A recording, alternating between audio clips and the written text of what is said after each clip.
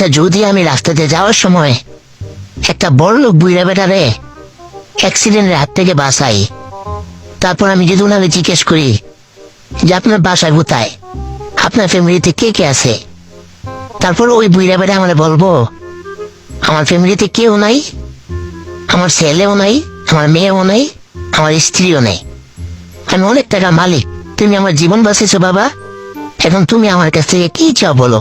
তারপর আমি ওনার বলবো আপনি খুশি আমার যা দিবেন।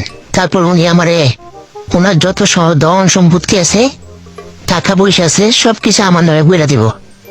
তারপর আমি অনেক বড় লোক হয়ে যাবো। আর ওই বুড়া বেড়ে এত টাকাতে কি করব? টাকার দরকার আমার না। তারপর উনি আমাকে দিয়ে দিলে আমি অনেক বড় লোক হয়ে যাবো।